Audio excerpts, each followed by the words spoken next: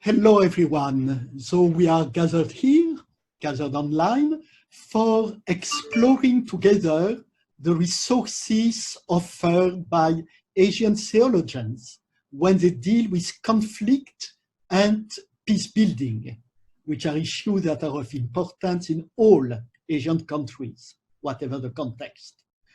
We will refer first to Catholic theologians, but we will extend that to all major Christian denominations. We will take into account resources that are provided by Asian classics, and especially Chinese classics, that define the civilization of the region. And also we will be reading those classics through the insights that are provided to us by the Bible. So this is already a way to enter our topic. We will start a kind of dialogue between Asian classics and the Bible in a way to develop the insights that are given by both sets of classics in our situations. So we will be covering authors and situations that are from India, Sri Lanka, Korea, Greater China, although with some Japanese and Vietnamese authors once in a while. So we will be reading text, and it's not always easy to read. We have to find a method for reading, and we will be reading those texts not for themselves, but by referring them to their context, the context of today, but also by understanding better the traditions in which they are inscribed. And we know that there is always a kind of tension between present-day context and tradition. We have to look at the past, at the present, and at what the future can be at the same time. In other words, we need to develop an interpretation of the resources we are studying in the light of the changes that are affecting our own context. Though this will be a kind of proactive reading, a reading for what we need to solve, that we will be step by step developing. So let me summarize again what we are trying to do together in that course. First, we want to have an understanding of the style and issues that are at the core of what can be called Asian theologies, that remain today underappreciated resources. But we want at the same time to appreciate biblical resources on violence and peace and the way we can interpret today those resources in relationship with other sources on the topic at stake. We want, by doing that, to understand better what it means to do contextual theology, to do theology in context, not in abstract, but for the time and space in which we are living, which means to engage in cross-cultural hermeneutics, which means to interpret text by referring to different cultures, contexts, and method of reading. And finally, of course, we develop all those resources in order to better interpret the situations we are living in and to know better what we are called to do. So this introductory lesson will be centered on violence and the Bible. There will be a second introductory lesson that will try to answer the question, what are Asian theologies? And once we have the two poles of our lectures well located, violence and the Bible, Asian theologies, we will be ready to enter into practical concerns and topics. Though we first have to realize that Bible narratives deal extensively with violence. In many ways, they are a reflection on human violence, from Genesis to the book of Revelation. They go through violence. They don't deny the reality of violence. They confront violence. They see violence as it is, they tell us reality, be it war, murder, rape, and so on, as it is. They describe what violence does. But they don't see the Jewish people only as external to it.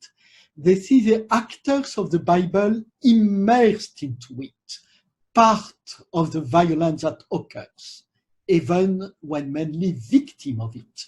Though the basic attitude that is used by the Bible is already of great value when we try to locate ourselves in the world which is ours.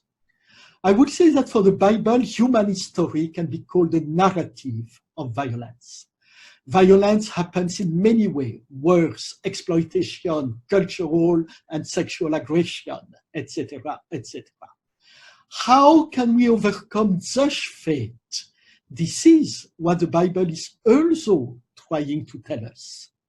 Since it is the main plot of the Bible also wants to tell us how we are liberated from violence and how we participate in this story of liberation.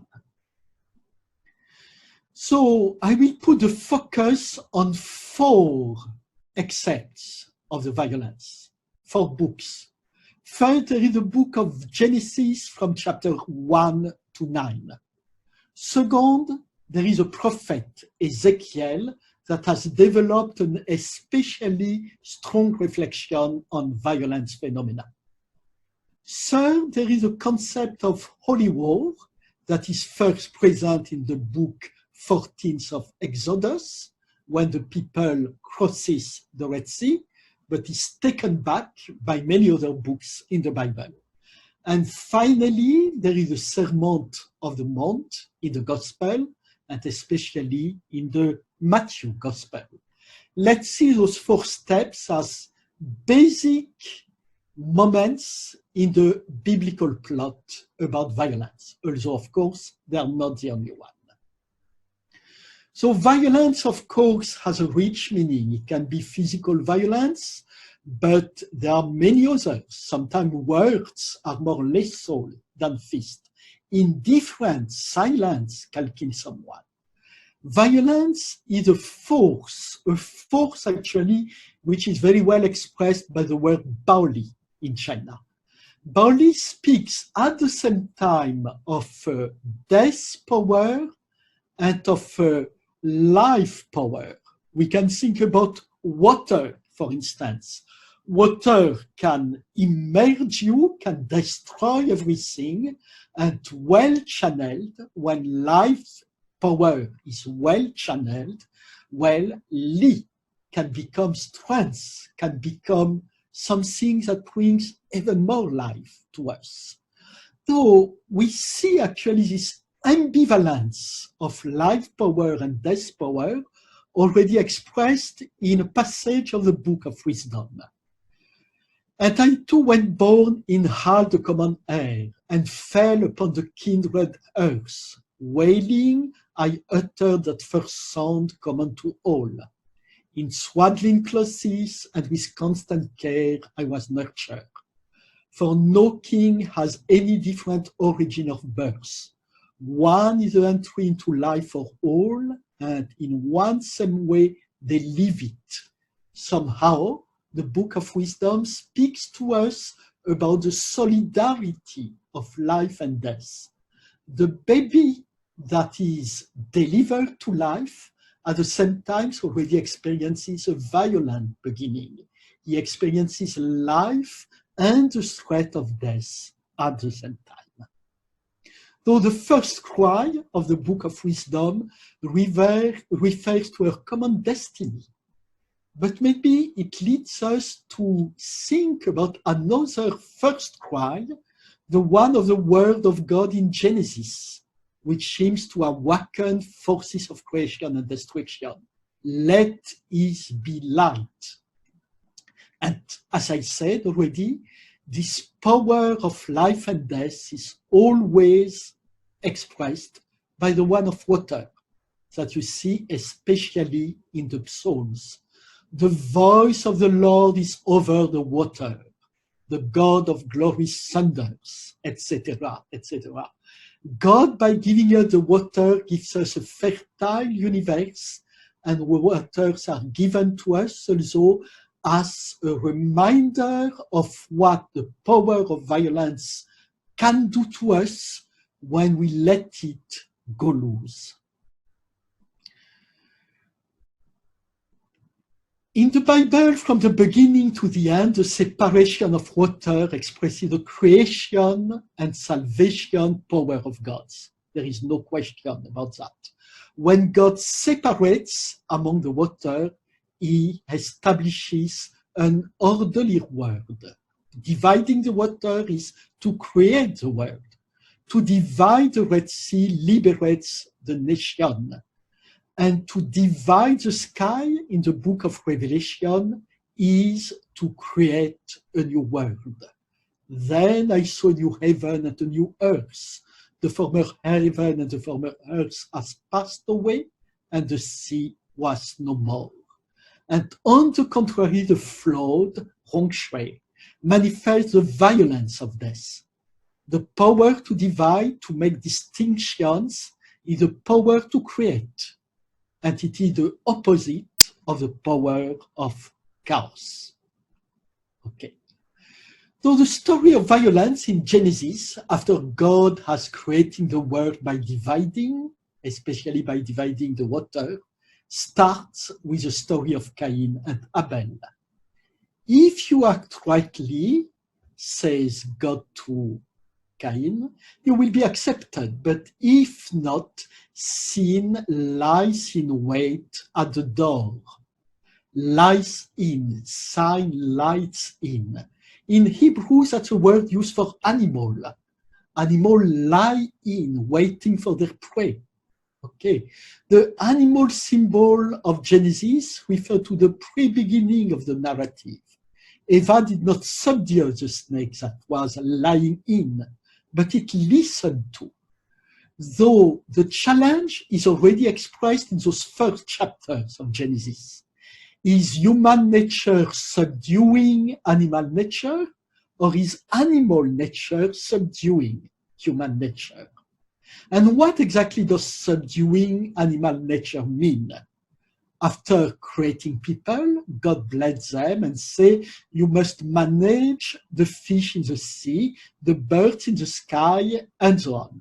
This management goes through naming animals, using language.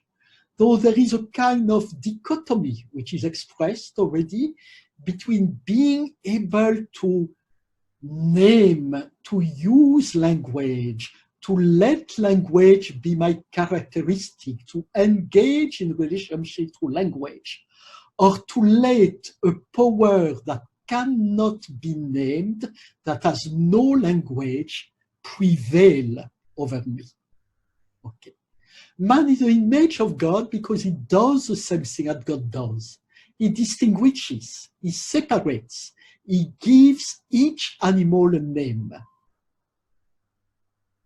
That is to say, for human and animal alike, there is a covenant, and this covenant, as we see in the first chapter of Genesis, is the same one. It is based actually on vegetarianism, on not eating other human beings, of entering into a relationship of pure meekness. The original state of a world ordered by language is meekness, not violence. Okay.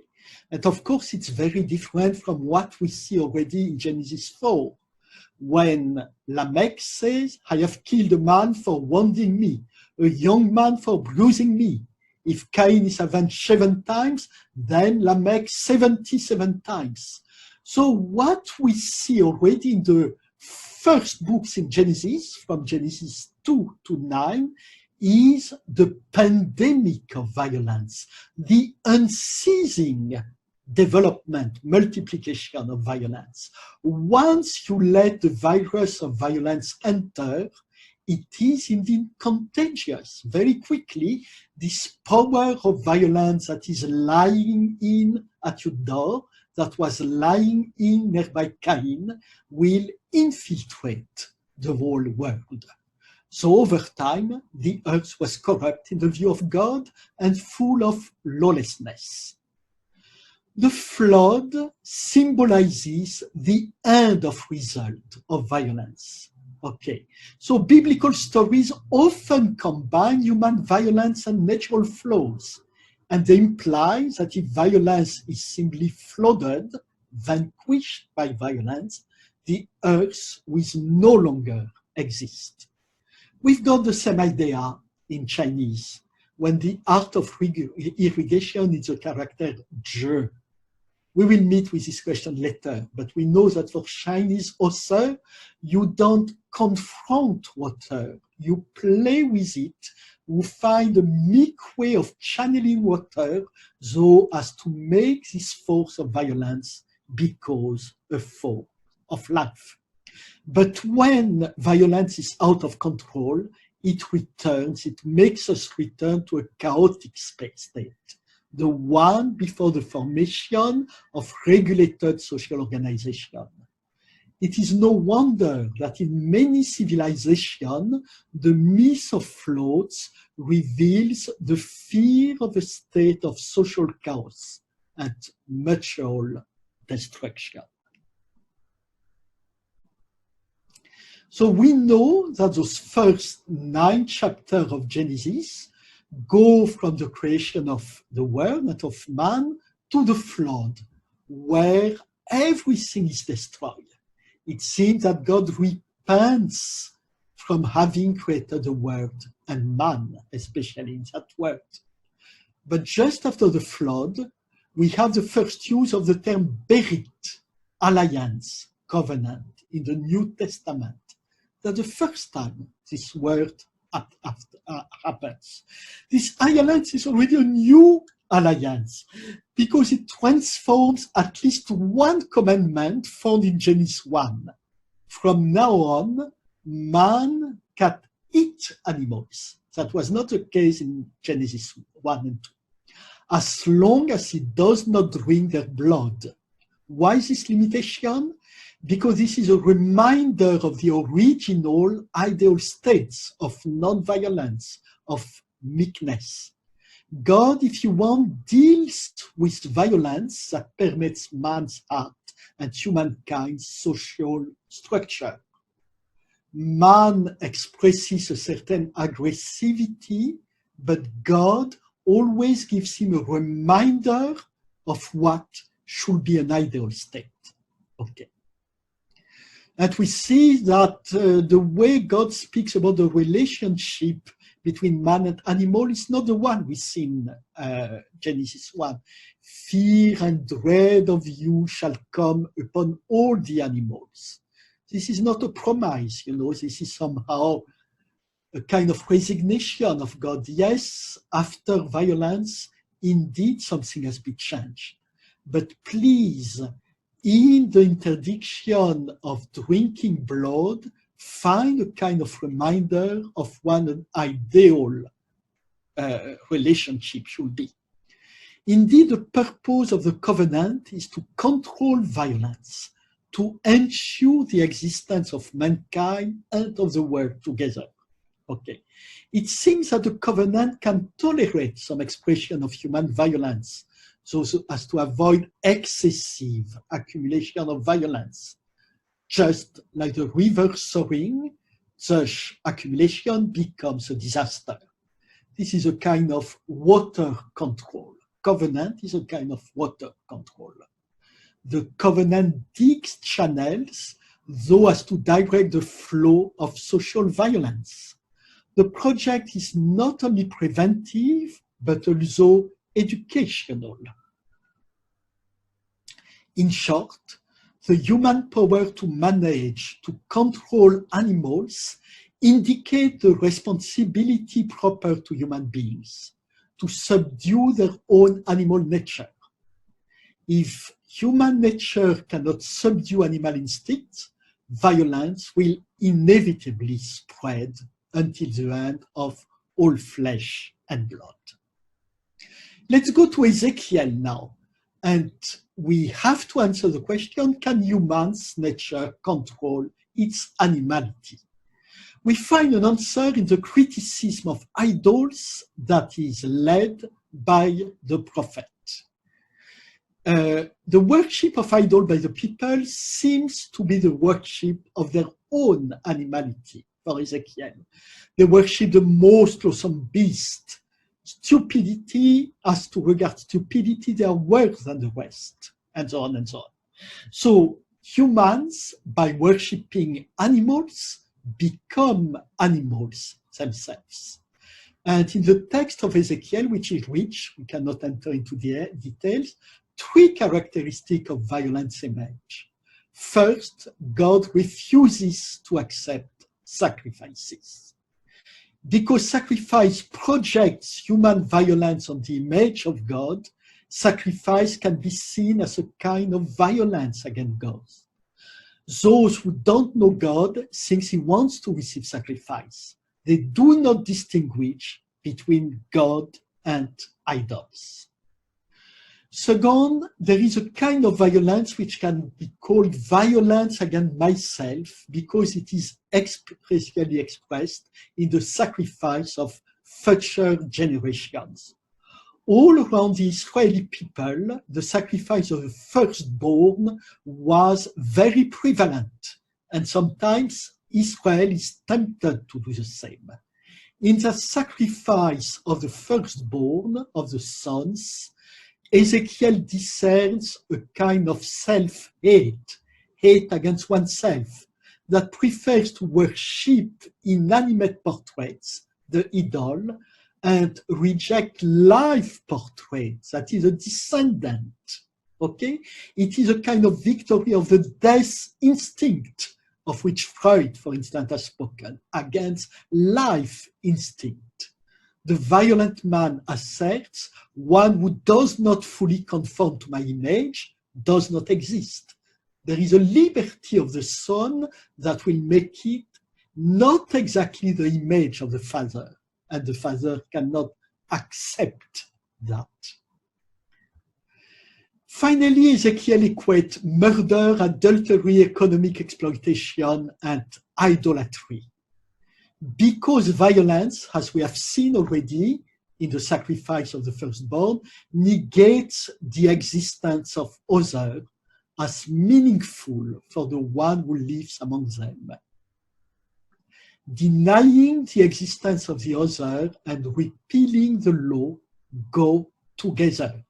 We accept the law because we know that the law regulates our relationship with other people.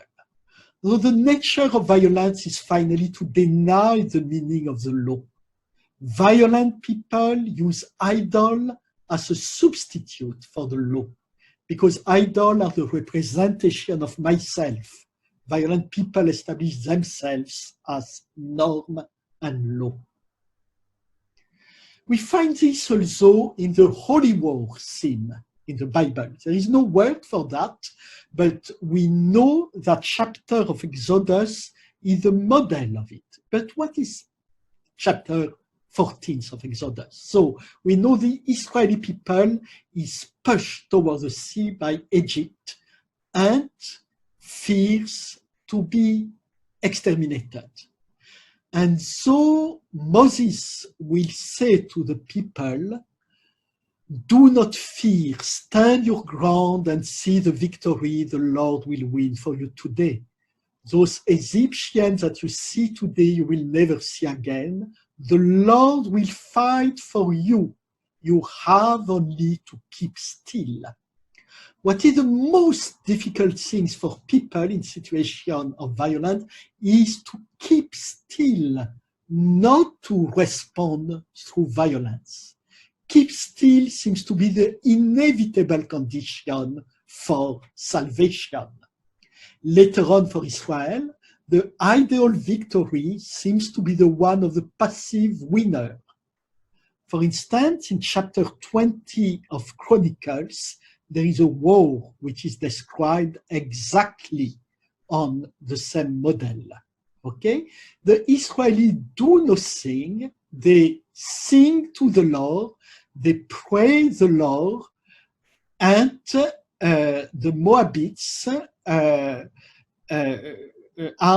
exterminated. I will say, we don't know how. They exterminate each other. The violence turns against itself. When Judah came to the watch over the wilderness and looked toward the strong, there were only corpses fallen on the ground with no survival. This is a kind of myth which says when you totally abstain of doing violence, violence will eventually destroy itself. Since violence is the power of death, the power of death finally turns against itself. Okay? Though the ideal war not only imitates Exodus 14, but it says that it is not God that destroys the enemy, but enemy killed each other. Okay? Violence kills violent people. So all those chapters of the Bible prepare the Sermon of the Mount, the great teaching of Jesus, which tells us how meekness overcomes violence. We know that Jesus comes on a donkey, not on a horse of war. Chariots, horses of war, warriors' bow will be banished. Okay? The monarch is victorious, but he's victorious as an humble monarch who has banished instruments of war and rides a donkey in contrast to horses of war. Okay. We know that Jesus can speak fiercely, actually. He speaks fiercely to the Pharisee. He even takes a whip when he uses it in the temple for cleansing the temple, but this is as a symbol, you know. In general, Jesus not cries out, one doesn't hear his voice, but he confronts directly argument, trials, the cross, and violence. Once again, in Jesus' person, attitude, and teaching, violence is not negated, it is converted. Okay? Moderation or meekness does not deny violence, it reverses its power. Jesus confronts violence with words and debate. You know, when he's struck by a guard, he doesn't keep silence. He says, "Why did you strike me? Why did you strike me?" Okay? We know that the tongue can bring violence or meekness. And Jesus uses the tongue, but as a channel for self-examination, debate, reconciliation, and eventually meekness. While violent language hinders the surge of other voices. We see that in the Act of the Apostle, when Stephen speaks. They all shouted loudly, covered their ears, and rushed towards him, pulled him out of the city, and stoned him to death. For stoning him to death, they first need to cover their ears and to shout loud. This is exactly the attitude of violence. So violence can be defined according to its opposite, words spoken in truth. So this may help us to understand in which way the Sermon of the Mount introducing the option of non-violence. Jesus does not recommend passivity, but what I would call an actively meek attitude. You have heard that it was said, but I say to you, whoever is angry with his brother will be liable to judgment, and so on and so on. So Jesus shows the contamination, the pandemic of violence, and asks from us to actively stop it, cut it at the very beginning. I will not be an agent through which the virus of violence will be transmitted.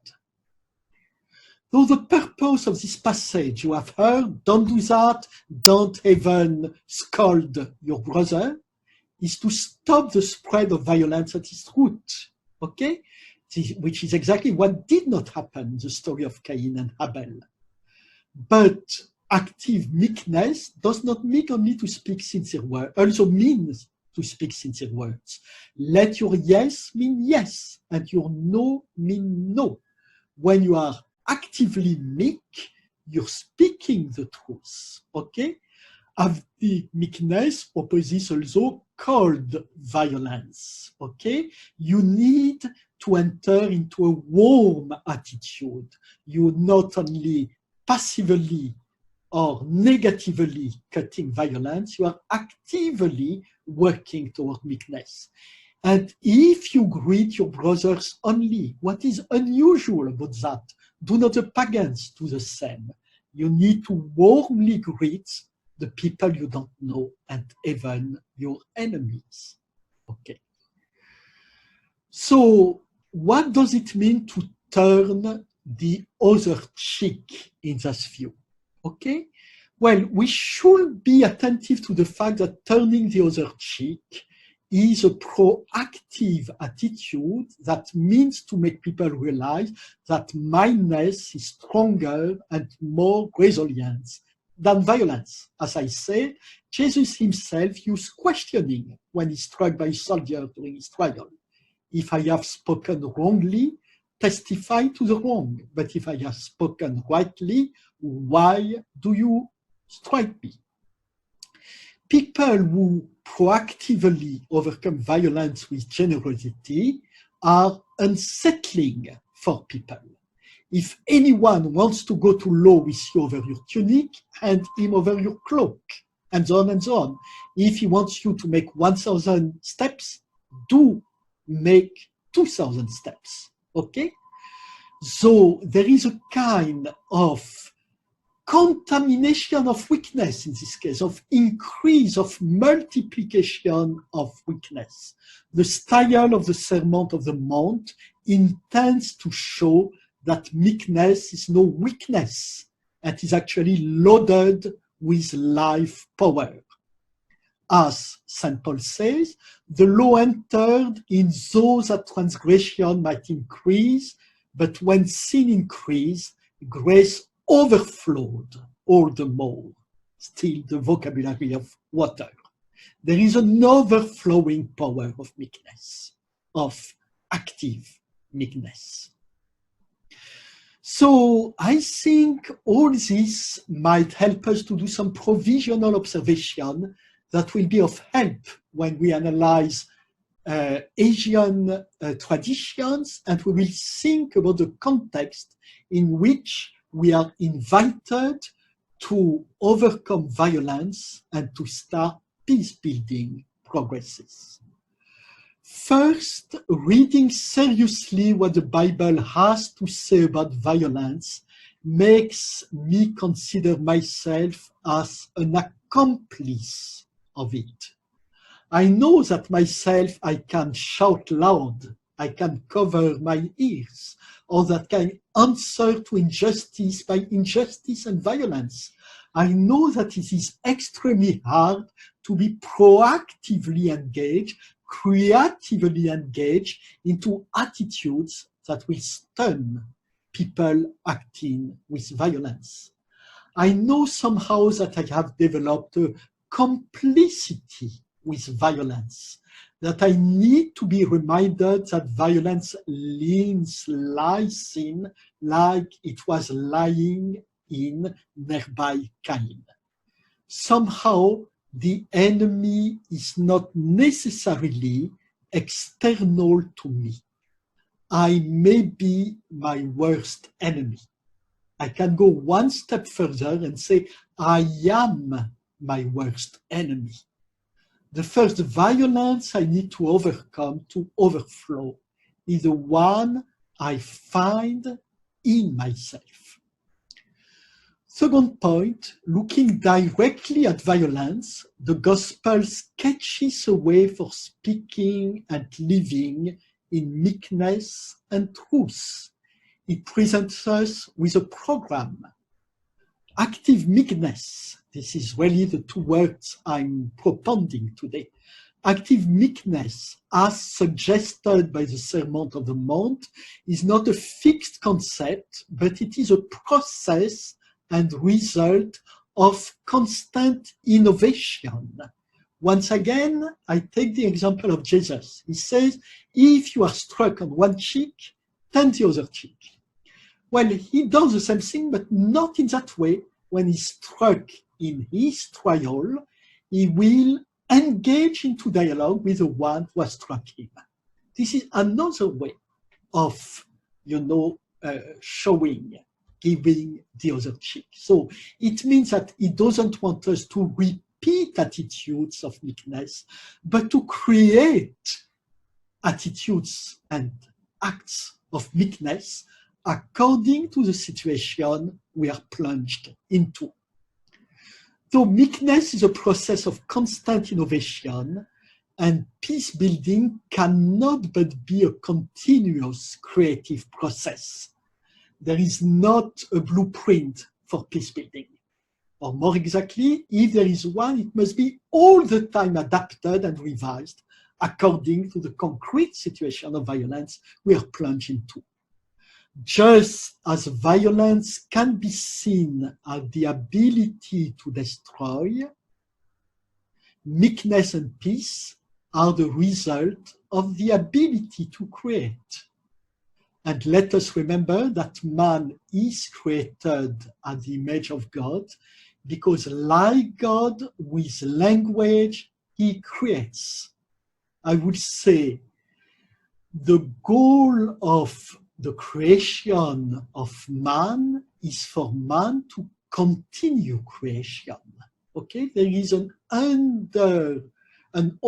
everlasting process of creation of which man is responsible.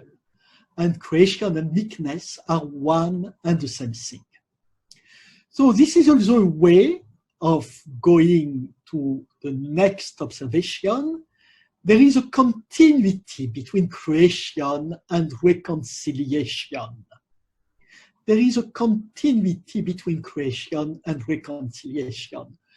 God has created the world knowing that the world will be in need of reconciliation, and that reconciliation will be a new creation, the continuation, the summit of creation. The letters to the Colossians describes very well what is this process. All things were created through him and for him. So creation first. In him all the fullness was pleased to dwell, and through him to reconcile all things for him. So it seems that all things were created for him and through him, so as those things may be reconciled for him, through him, making peace by the blood of his cross, through him, whether those on earth and those in heaven. So we should be ready to read the biblical narrative from Genesis to the book of Revelation as a kind of development of this sentence, seeing already how in creation there is power given to man that can be power of life and death at the same time. How God instructs man to overcome death, though as liberate the creative power of life in meekness, which is a story that takes the whole of the history of humankind. And finally, to let humankind itself be reconciled in the one who is a peacemaker by excellence, Jesus, the creative, meek reconcilier of humankind. This story is not only for the Jewish people, it is extended to the whole of humankind, and as will be seen, is shared in other cultures. We have hints of it already in the way, for instance, Chinese myths meet with the flood, or meets with rituals and with law. And we will see also insights in the Indian traditions as well, and so on. So now that we feel rooted into the Bible, next time we will go towards Asian theology in order to answer how different cultural traditions, but also Christians encode both in the Bible and in their own traditions, are able to become creative peace builders. So we meet next time in order to start to investigate Asian theologies per se. Many thanks.